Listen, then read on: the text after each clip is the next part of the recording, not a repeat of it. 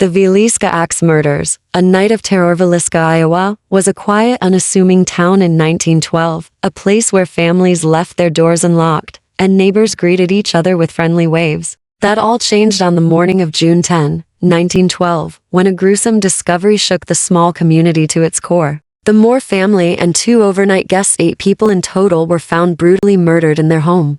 The crime remains one of the most chilling unsolved mass murders in American history. The victims of the Villisca Axe Murders were all members of the Moore family and 2 young friends who had stayed the night. Josiah B. Moore, 43, the patriarch of the family, a respected businessman who owned a local farm equipment store. Sarah Moore, 39, Josiah's wife, known for her kindness and involvement in the local church. Herman Moore, 11, the eldest son. Catherine Moore, 10, the only daughter. Boyd Moore, 7, the younger son. Paul Moore, 5, the youngest child. Lena Stillinger, 12, a friend of Catherine, invited to spend the night after church. Ina Stillinger, 8, Lena's younger sister, who also stayed over. Each of them met a violent end on that fateful night. The discovery in the morning of June 10, a concerned neighbor, Mary Peckham, noticed the Moore house was eerily silent. She knocked on the door, but received no answer. Growing uneasy, she called Josiah's brother, Ross Moore, who soon arrived and used his key to enter the house.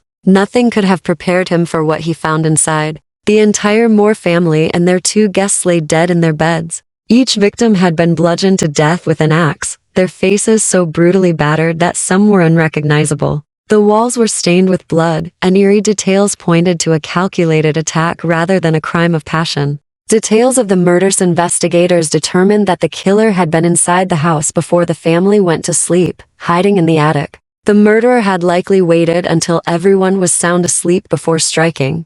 The crime itself was shockingly brutal. The killer used the blunt end of Josiah's own axe to strike each victim multiple times, ensuring instant death. Josiah Moore received the most ferocious attack, with his face completely obliterated by the blows. Sarah Moore was struck at least 25 times, suggesting an intense level of aggression. The children were killed in a similar manner, each receiving multiple strikes to the head. Lena Stillinger, unlike the others, was found partially out of bed with her nightgown pushed up, indicating she may have woken up during the attack and possibly fought back. Some investigators speculated she may have been sexually assaulted, though no definitive evidence supported this claim. The killer moved systematically from room to room, ensuring that no one survived. Blood splatter patterns indicated that the murderer had swung the axe with great force, leaving deep impressions in the ceiling above the beds. It was later discovered that the murderer had returned to some of the victims, delivering additional blows even after they were already dead.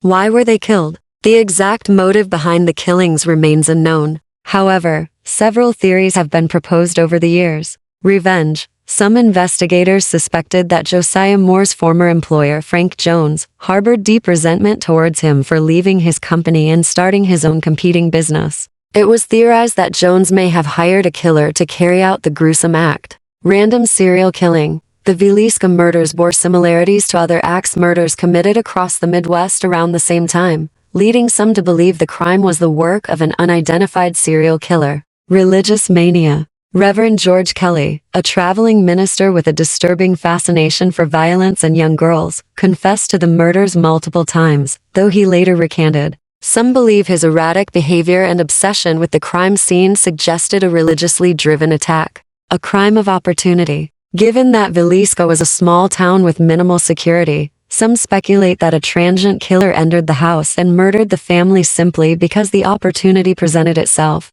The crime scene axe used in the murders belonged to Josiah Moore and was left at the scene, partially cleaned and leaning against the wall. The killer had covered all mirrors and reflective surfaces in the home with cloth. A plate of food and a bowl of bloody water were found in the kitchen, suggesting the murderer had taken the time to wash up after the crime. A lamp with the chimney removed was found at the foot of the bed, indicating the killer used dim lighting to navigate the house. The investigation and suspects. Despite the brutality of the crime, no one was ever convicted. Over the years, multiple suspects emerged, but each lead either fizzled out or lacked substantial evidence. 1. Reverend George Kelly, a traveling minister with a disturbing history of mental instability and a fascination with violence. He attended the church service where the Stillinger sisters were invited for a sleepover. Later, he allegedly made strange confessions, though he later recanted. He was arrested and tried twice. The first trial ended in a hung jury, and the second resulted in an acquittal. 2. Frank F. Jones, a prominent Villisca businessman and state senator. Josiah Moore had previously worked for him before opening his own business, creating tension. Some believed he hired a killer to exact revenge on Josiah. 3. William Blackie Mansfield, a known serial killer suspected in other axe murders. He was arrested but later released due to a strong alibi. 4.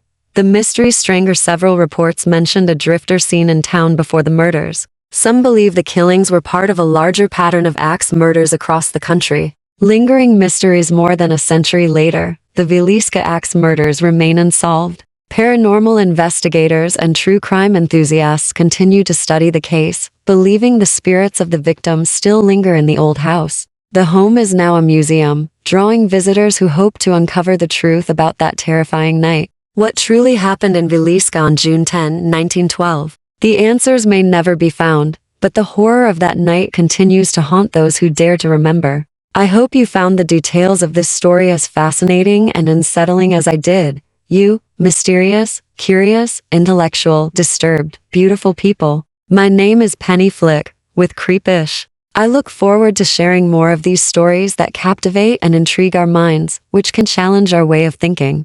Comment on your thoughts below as I continue to uncover the mysteries of our history, true crime, paranormal, conspiracy, and cringe-worthy, creepy content. Until then, keep questioning, keep exploring, and remember that the truth is often stranger than fiction.